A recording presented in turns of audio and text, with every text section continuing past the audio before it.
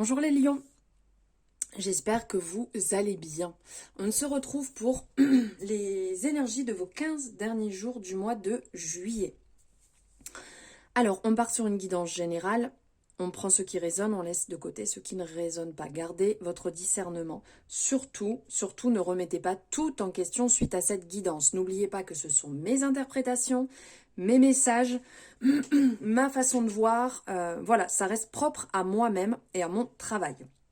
Donc c'est pour ça, on ne remet pas tout en question et on y va mollo. Alors, on est sur les énergies des lions, des ascendants lions, des lunaires et solaires en lion. De la même manière, n'hésitez pas à aller voir votre ascendant, votre signe lunaire et solaire pour avoir un complément d'information, quelque chose qui soit quand même beaucoup plus complet pour cette période. Et surtout, faites comme vous voulez en fait, hein, c'est vous qui décidez. N'oubliez pas, n'hésitez pas à me soutenir en likant cette guidance, en vous abonnant si ce n'est pas fait pour avoir les guidances dès qu'elles sortent, enfin vous voyez, en activant la cloche, comme ça vous aurez les notifications dès qu'une nouvelle guidance est sortie et vous pourrez de ce fait aller voir votre ascendant, votre lunaire, votre solaire et tutti quanti. Allez, c'est parti, on va aller voir ici avec le Lycir Tarot, on va aller voir quelles énergies vont se présenter à vous. Ah, désolée, c'est un sainte. Alors, j'adore cette énergie, le page d'épée. La connaissance ici, j'adore. L'ancrage, travailler son ancrage, récolter les fruits de ce qu'on sème. Des fois, il faut du temps aussi, ici, avec le 7 de Pentacle. Le roi de Pentacle, il est bien, il est en position, là aussi. J'adore ce jeu. Le 5 d'épée, bah alors on se prend la tête un petit peu ici. Ça cogite, la tour, ok, on déconstruit, on reconstruit avec ces jolis papillons. Et le 3 de coupe, sublime. On ressent ce côté féminin ici aussi, intuitif, magnifique. On dirait une bande dessinée, je trouve ça superbe. On a au-delà de ça aussi une partie un petit peu joie avec le plexus solaire, le côté racine aussi. On a une partie communication intuitif qui ressort. Alors, avec le page d'épée, ici, on est dans le côté, comme donc je vous parlais ici, intellect un petit peu, si je peux dire. On relève des défis. Quelque part, peut-être que pour certaines personnes, là, certains lions, dans les 15 derniers jours là qui arrivent, vous allez avoir cette envie, comme un petit truc qui va venir vous piquer, de dire, mais alors ce domaine, cette compétence, cette technique, elle me donne envie de découvrir, envie d'aller plus, envie d'aller, comment je pourrais dire, me former un petit peu plus, en savoir un peu plus. Et il peut y avoir justement autour de vous des personnes avec lesquelles vous teniez des conversations qui sont plaisantes, qui vous amènent dans, si je pourrais dire, un peu dans le divertissement. Attention, parce que des fois on peut être aussi un peu dans le commérage, mais avec beaucoup d'amour et de dérision. Et justement, vous pourriez en parler de ce domaine qui vous tient à cœur. Vous pourriez avoir ce côté, vous voyez, l'envie d'apprendre, sans vous en rendre compte, savoir où aller, où trouver, vers qui aller, vers qui vous tournez. On vient vous dire aussi que là, vous allez avoir une période avec succès. Dans le sens, succès, vous voyez, ça va bien se passer avec les amis, avec l'entourage. Si vous sortez, vous allez avoir une belle énergie, vous allez être dans le côté... le fait de s'exprimer, le fait de briller. Vous n'avez pas peur de vous planter ou du jugement. Et vous êtes même invité, je dirais, à prendre des initiatives. Si vous sentez que quelque chose vous donne envie, go, allez-y, foncez, allez découvrir. Ici, avec le 7 de denier, c'est vraiment trouver sa place. On le voit avec les racines, je trouve ma place, je fleuris, je me sens bien. Il y a des changements bénéfiques qui arrivent.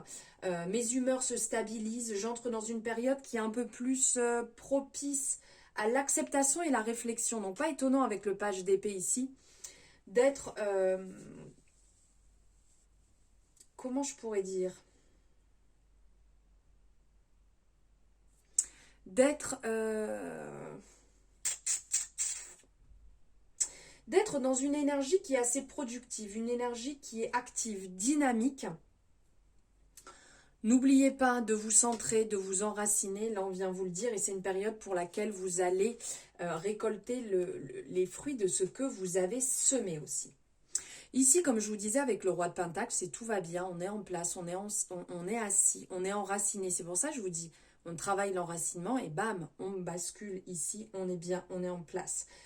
On est confiant, on sent la sécurité. On est quand même prudent à certains moments, hein, on sait faire aussi attention, on est dans la générosité. On vient vous dire que tout ce qui est sécurité et prospérité n'est pas réservé qu'aux autres. Vous y avez le droit aussi. Vous êtes capable de conseiller. Ça, c'est un peu le côté du roi. Hein.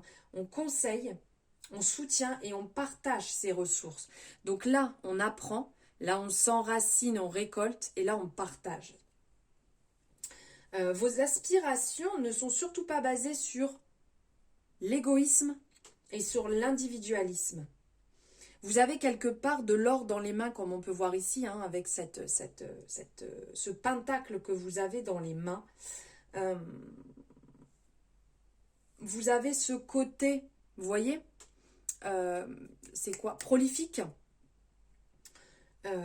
sur cette période aussi, et qui annonce une certaine stabilité financière et une expérience enrichissante à venir. Observez bien tout ce qui se passe autour de vous et relativisez les petits défis quotidiens. Alors ça ne va pas être que simple, hein, parce que là sur la première partie on sent que c'est tout beau, tout magnifique.